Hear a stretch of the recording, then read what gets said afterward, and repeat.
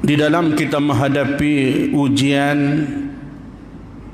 di akhir zaman ini, antara perkara yang perlu kita mengambil perhatian, yang perlu kita bimbangkan dan perlu kita menghadapinya dengan kesungguhan iman dan takwa kita. Tidak ada jalan yang lain untuk kita nak menghadapi ujian yang sangat dahsyat ini, melainkan dengan sanggup berkorban harta dan nyawa demi mempertahankan agama Allah, Islam yang tercinta di atas muka bumi Allah Subhanahu wa taala ini. Oleh itu, setiap individu, setiap insan pada malam ini mestilah berniat adalah untuk syahid fi sabilillah.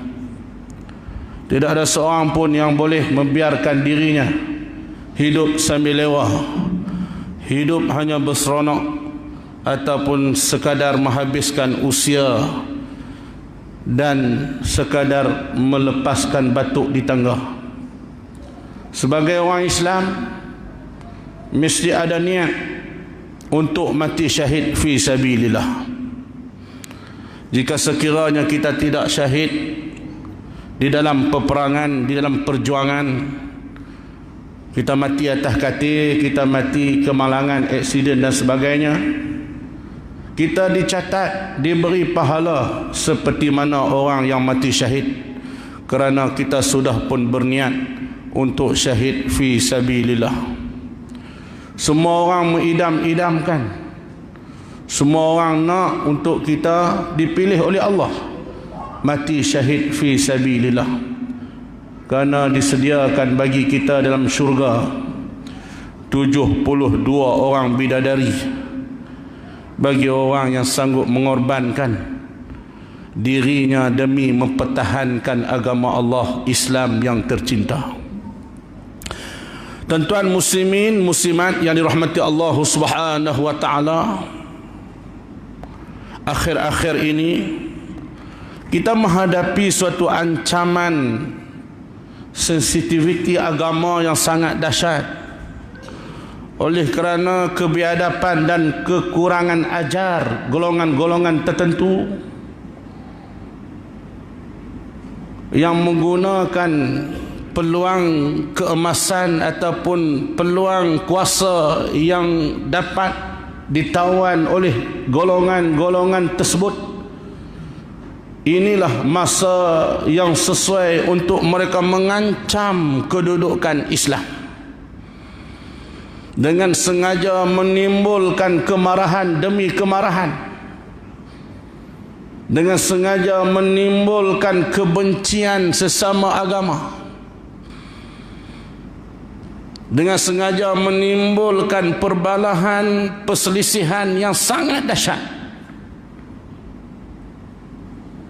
yang mana kita bimbang pada hari ini ancaman ini seolah-olah dibiarkan tanpa dibendung dengan kemampuan kekuasaan yang dimiliki oleh pihak-pihak yang mempunyai kuasa. Sedangkan kuasa yang Allah Ta'ala beri kepada mereka, inilah peluang untuk kita mengangkat kedudukan Islam dan mempertahankan agama Allah Islam daripada dihina, dicerca dan diaibkan dengan sangat dahsyat. Apakah mereka tidak melihat di mana ulama-ulama mereka, di mana ustaz-ustaz mereka, di mana orang agamawan mereka, dalam keadaan Nabi kita Muhammad sallallahu alaihi wasallam dihina dengan begitu dahsyat, diaibkan dengan begitu dahsyat. Pada masa yang sama mereka asyik dengan suasana isu-isu yang remeh-temeh, tidak dipandang langsung isu yang melibatkan penghinaan kepada Nabi kita Muhammad sallallahu alaihi wasallam. Sedangkan Nabi menyatakan bahawa man ahabbani kana ma'i fil jannah. Siapa yang kasih pada aku adalah bersama aku di dalam syurga. Nabi kata, tuan-tuan, man ahabbani kana ma'i fil jannah.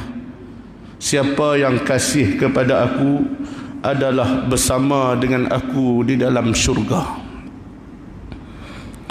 Al-mar'u ma'a man ahabba.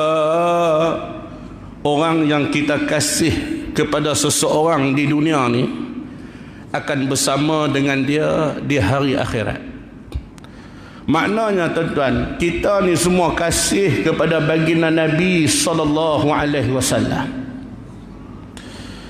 Antara tanda bukti yang kita ni kasih kepada baginda Nabi sallallahu alaihi wasallam ialah kita melaksanakan segala apa yang disuruh oleh Allah dan Rasulullah, dan kita meninggalkan apa yang dilarang oleh Allah dan Rasulullah.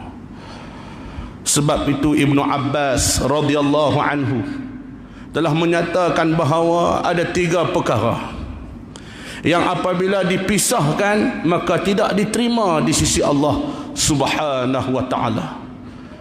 Ibnu Abbas menyatakan bahawa yang pertama, wa aqimus salah wa atuz zakah,